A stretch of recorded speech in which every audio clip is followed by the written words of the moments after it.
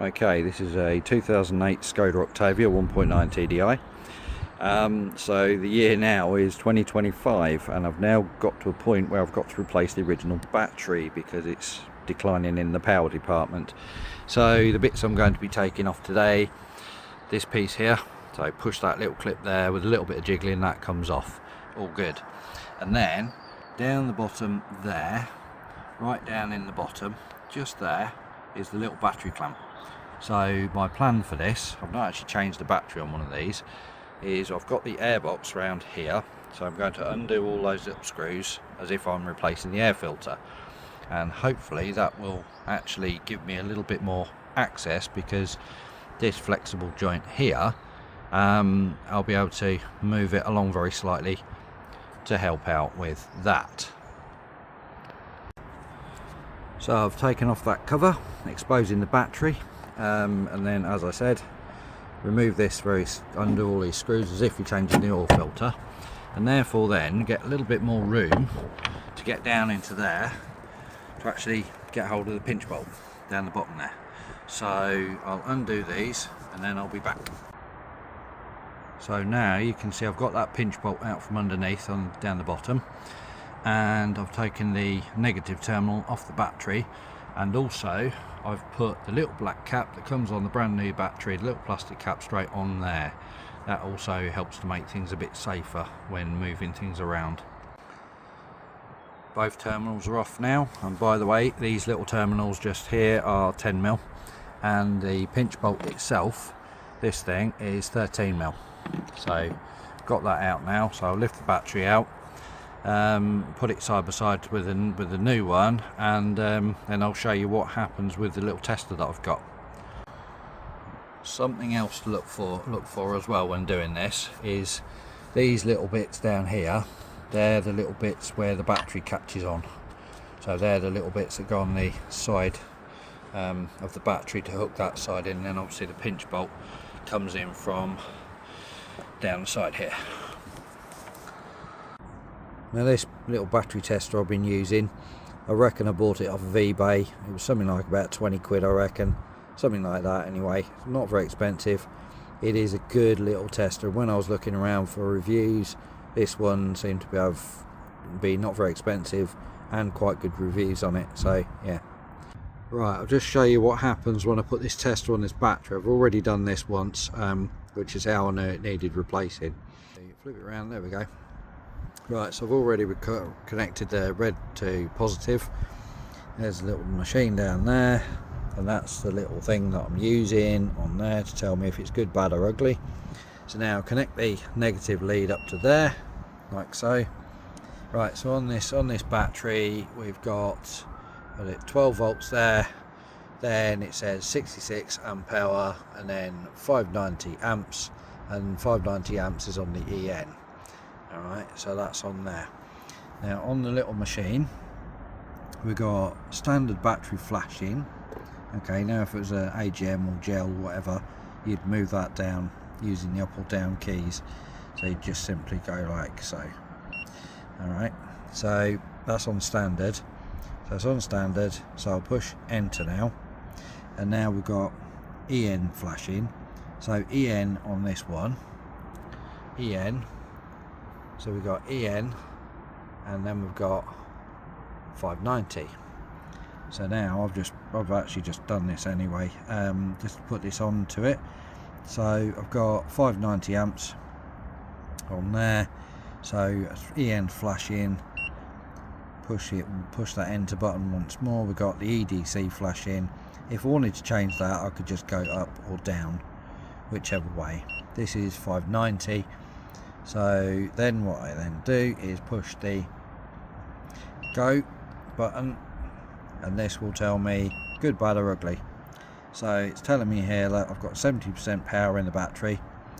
It's showing that it's bad as well. It's got an internal resistance, IR, which is flashing, of 6.7 mega ohms. Okay, so we've got that. Push down on down key, that says 12.6 volts on that, and then the EDC part, which is 413.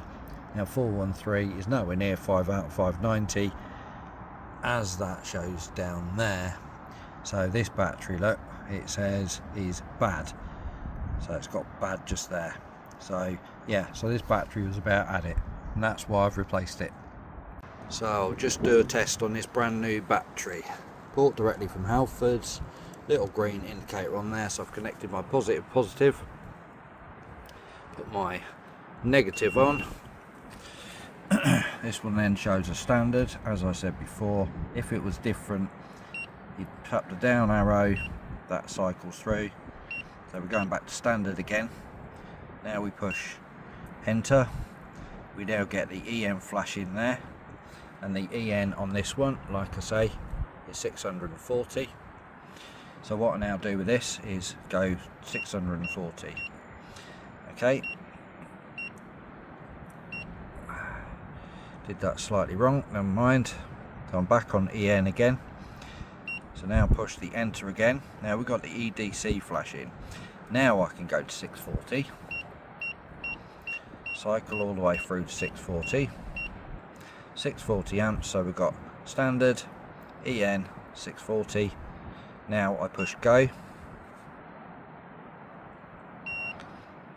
Now we've got a battery that's 100%. So we've got 100% there. We have internal resistance of 4, considerably lower. Voltage 12.8. See there, it says perfect now.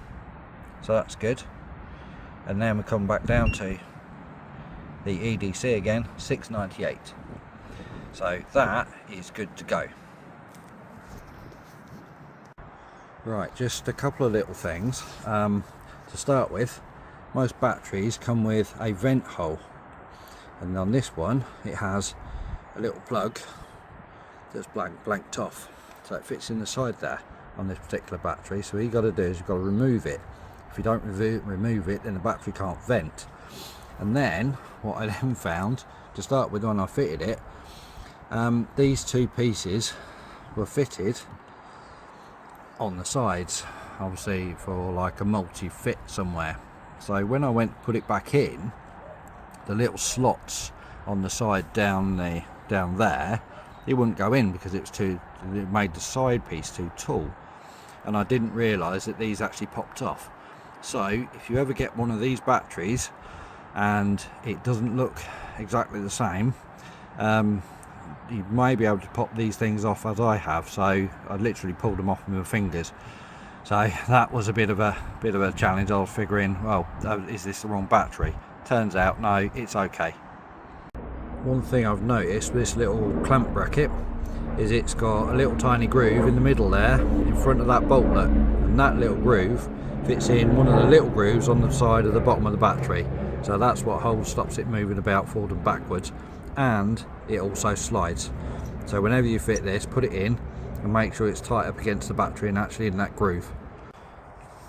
Okay, so that little bracket down the bottom there is now securely fitted, and I've left the positive and negative little black plastic caps on until I'm ready to fit the thing.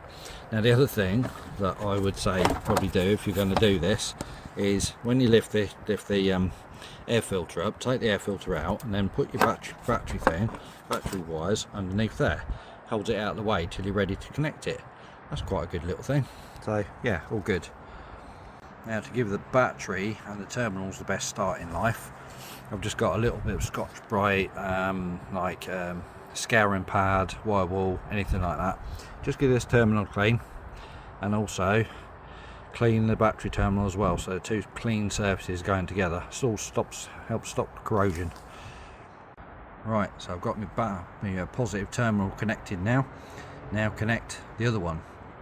Now when connecting batteries, sometimes you can get a little tiny spark on them. Now that's the bit I don't like. Some people don't bother by it. I don't like it really, but hey, never mind, it's got to be done. Right, that's all in and connected.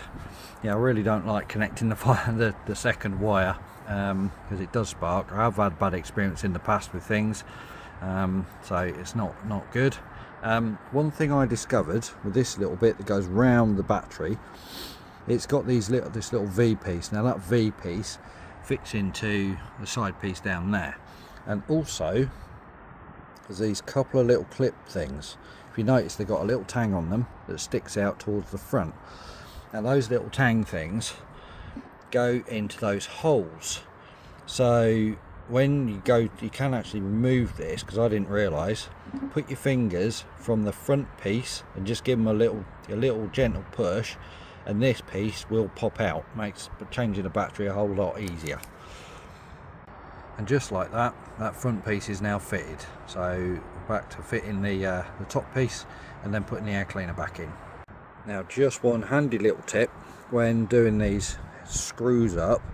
A lot of people don't do this, and then they wonder why the screws cross thread.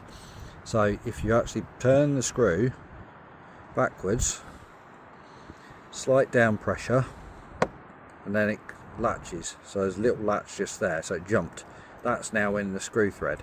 So you can now tighten that up, and that's now going to go straight back in the screw thread hole. All is well.